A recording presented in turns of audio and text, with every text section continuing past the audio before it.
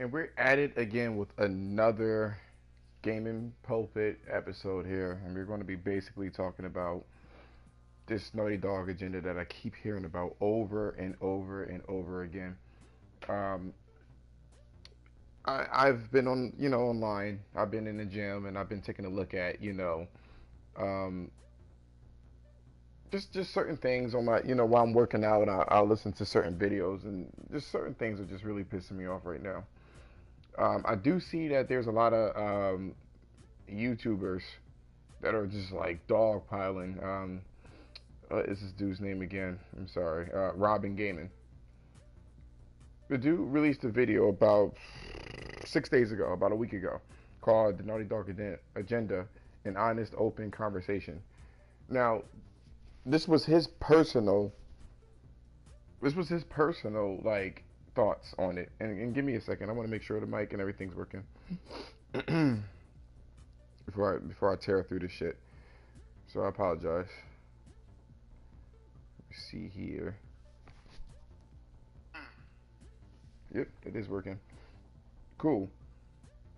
So before I tear into all of this, just the guy starts off saying that he likes Naughty Dog. He liked Naughty Dog stuff. He like totally liked it. I liked with an ED Naughty Dog's things, and I believe back after they made the after they stopped making the Jack and Dexter series, I wasn't really feeling it. I understand that they wanted to be like an adult, platform and things of that nature. But like, come on, man, I was like, all right, it's a little bit too much. So otherwise, this guy that I haven't heard of, Neil Druckmann, you know, I noticed like little things here and there that he was doing, and I never really paid attention to his his interviews and things of that nature. But when I did play The Last of Us, I did notice that he made the game. The Last of Us was really cool because it wasn't necessarily about empowering females as he claims it to be. If you really take a step back and look at The Last of Us, it was more along the lines of creating this narrative about the human condition. It was clearly about the human condition. So I don't know why there's other YouTubers that constantly state so. Oh, he just it's his daughter and all this other stuff. He did say it, but I mean, come on, guys, use your content, use your critical thinking here. It originally started off flat out about the human condition. If something were to happen to humanity, you know, how would it fall apart? And it fell apart in that way, and it was real ugly. You had, Ellie, which I believe she was probably like 12 or 13 at that point in time, or maybe 15, I'm not exactly sure. I think she was 15. You had young people having to grow up real fucking quick in that particular world. You know what I mean? And it sucked, but yeah, they had to grow up. Like, young kids had to grow up. Women and men had to pull their own weight. Chivalry was dead completely. No one's gonna be like, everybody had to pull their weight. It was an ugly world. You know what I mean? And that's what I liked about it. But then a couple people, I believe Bruce, he left. He was one of the producers of the game and stuff like that. And it just like, and then Amy left. It was just like really weird shit going on over at Naughty Dog. And then all of a sudden, I get that he made a really successful game for Sony, but he got this really like this crazy following. And as soon as he jumped into power, he started doing these weird interviews about women empowerment, which is the cool thing to do nowadays. You know what I mean? This whole like feminist agenda and SJW shit. It's the cool thing to do nowadays.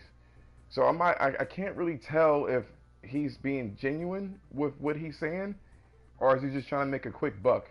It's probably a little bit of both when I look at the shit. But for what I can tell, I don't I don't think that he's really doing it for his daughter. But there was a whole bunch of points that was being made when I was reading the comments on these fellow YouTubers channels and about this Naughty Dog agenda. It reminds me of when EA was stating about how they wanted to change history and not be on the wrong side of history because he had a daughter, and he was like, well, screw everybody, and you know, that's another SJW moment. So that's what it really looks like. But going back to these other YouTubers that state that, well, you know, Robin really didn't say what the agenda was. He didn't really specify what the agenda was. I think what Robin was trying to do was avoid the backlash that he was going to inevitably receive anyway. Because there's a lot of people that are just, you know, there's a couple of things going on. There are PlayStation fanboys that lap up everything that Sony, you know what I mean, will dish out. And Naughty Dog was like the head and shoulders, you know what I mean, and it was irrefutable. All the awards and shit like that, that was bragging rights and things of that nature. So anybody that kind of comes at Naughty Dog in this particular case is like, you know, they're wrong. They're wrong for coming at them. And even though I'm a Sony fan altogether, I got a Sony TV, Sony headphones I'm speaking to you on, Sony phone. I'm a Sony fan, but not a fanboy. And I clearly can tell that something is definitely wrong with what he's doing. You don't have to pump the shit in people's faces. You know what I mean? It should be a very organic, you know, storytelling. And what they showed at E3 was not organic. You know, oh, he's not sex. You know, I don't want to do any kind of sexualization of a character. I mean, one can look at it as, okay, they're showing the tender moment of Ellie and her revenge. I mean, they got really fucking detailed with that kiss. I don't really care, and I'm straight up. I don't care what anybody does, as long as it doesn't affect me in a negative way. But looking at it, I mean, you got the whole fucking, I mean, this the whole kissing and sucking the air out the fucking mouth and making the cheeks fucking collapse, and it was really fucking detailed. That was a sexual ass moment. You know what I mean? And maybe they were trying to show off. It didn't have to do it that fucking detailed. I don't care. I specify again, but it looks like you're pushing something. Okay, so you want to show, you know, badass women. They showed that in the first, The Last of Us. You know what I mean? With Tess, she was very badass, and no one cared. You know why? It wasn't stuffed in people's face. You know what I mean? She just was what it was. That's what it was. And I think that when I look at shit like that, it just looks, all of that looks forced. We all knew that she was probably bi or gay. All right, I got it. You know what I'm saying? And I feel like there was other ways that they could have showed that without it stuffing it in people's face. You know what I mean? And I didn't like that. I really didn't like the fact that they just rammed it in your face and you were supposed to accept it or whatever the case is. You know what I mean? You know, but that has nothing to, you know, going back to that, that has nothing to do with woman power, being a lesbian. It has nothing to do with woman power or being cool. And now one could say, oh, they're just trying to, you know, flesh out Ellie's personality and stuff like that. We kind of got her personality. You know what I mean? We all know that she was a murderous bitch from when she was 15 years old. She wasn't playing around. That's how she was. You know what I mean? That's how she was. But they're adding extra stuff. And what Robin was saying is that when they're doing things, they're making, you know, Nadine and Chloe into some sort of lesbian. We already had their personalities established, and you're making them into some sort of lesbian. They were already tough as it stands. And let's just be honest here. I get that, you know, there's people out there that says that women have been slighted throughout everything, basically. But part of a woman's strength is their sexuality, and it's the way that they look and things of that nature. It's just how it is. Shit, women acknowledge that shit. It's fucking, you know, I work at a corporate environment, and women run around. They don't have to, but they run around with these pencil dress that's way above the fucking knee, extra high heels that accent their legs and shit like that. And they know what they're doing. They know exactly what the fuck they're doing when it comes to things like this.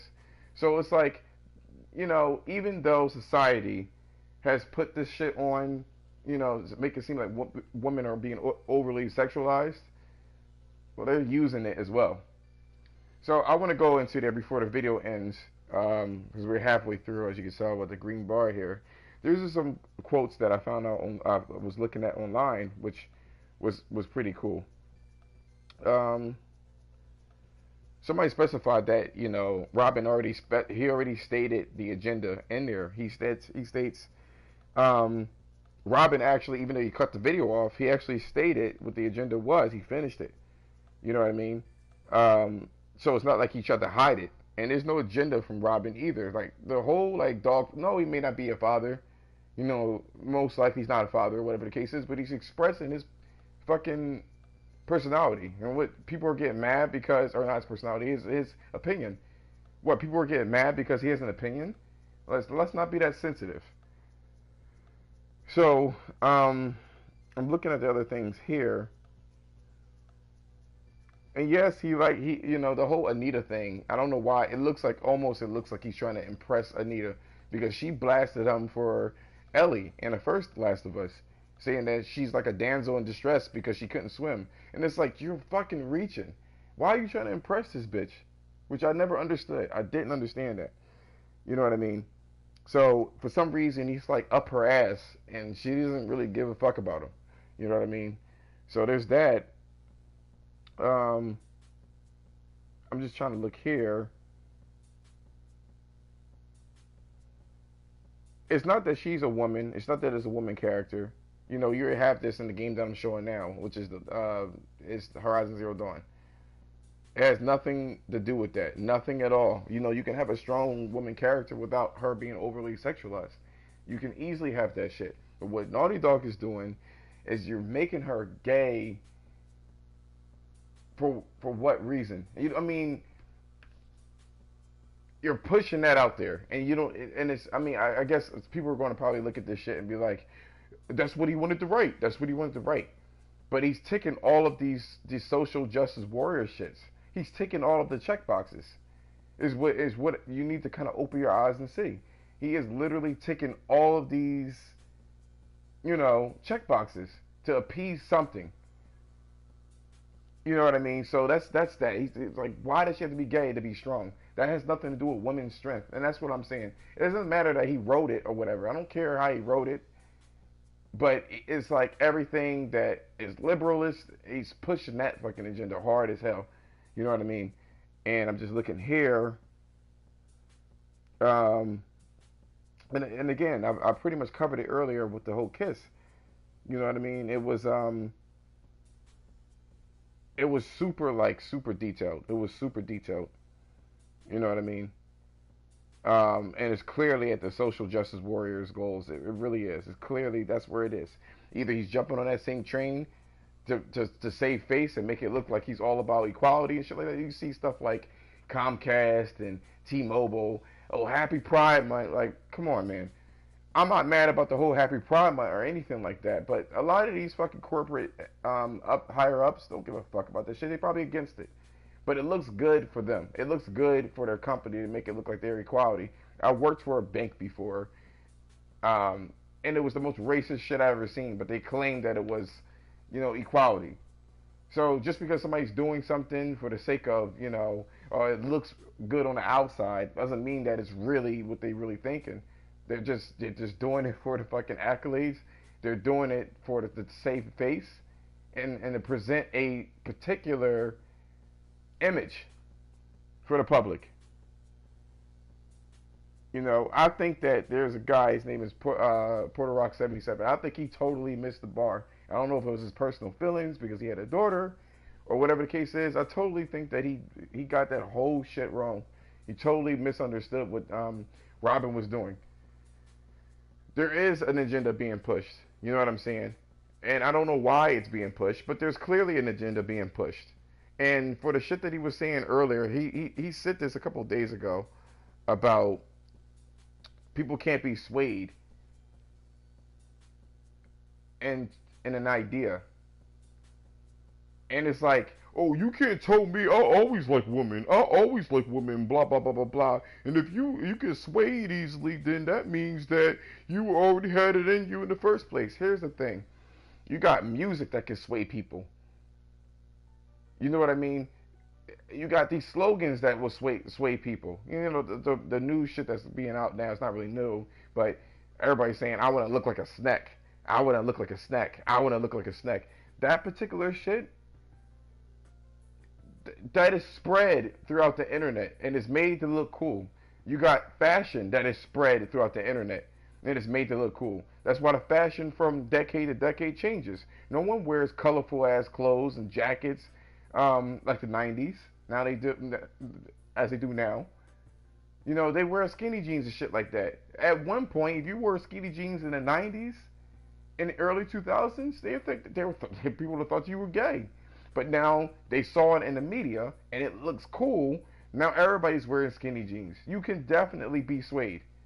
Definitely be swayed. Even the music. The music was a lot better and it was pushed in a particular way. You know what I mean? It was pushed in a particular way where it was funny. And then all of a sudden, that's the only thing that you hear. So repetition creates this particular mentality and changes your psyche and changes your mindset. All you have to do is keep telling yourself something over and over and over again, and it will become true in your world. It's most certainly you can change people. You know, if you continue to push something out all the time, that is definitely true.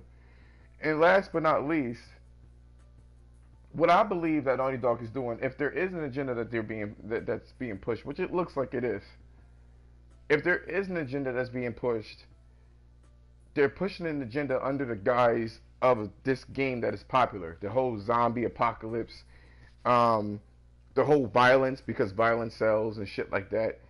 And then on top of it, you have the whole, you know what I mean, all that shit. And it is a good game. It looks like a very good game. And the original Last of Us was a good game, had good shooting mechanics, good storyline, stuff like that. But that's how you push fucking agendas. You sweeten the deal. You sweeten the deal by one thing, and then you have to accept the rest of it. It's kind of like being married. You know what I mean? You may have a bad bitch for a wife, and then she's just a bitch, really the whole fucking time. But you know what? Because she's so damn pretty, you're going to accept it as it is. You have no choice but to accept it because you weigh the odds. And I think that's what Naughty Dog is probably doing. They're probably, you know, they're making a good game and then pushing all these agendas so that shit can seep into your subconscious. That's what it looks like. And that happens a lot. I don't know why they're doing it. I don't know what's going on with it, but that's what I see. And I'm going to have to end the video there. I'm sorry for being all fragmented. I kind of didn't want to make this video right now. I needed to push the shit out. But I got all my thoughts out and stuff like that. Let me know in the comments what you think about this shit. Blast me if you want to blast me. I'll definitely talk about it. And until next time, I appreciate you guys.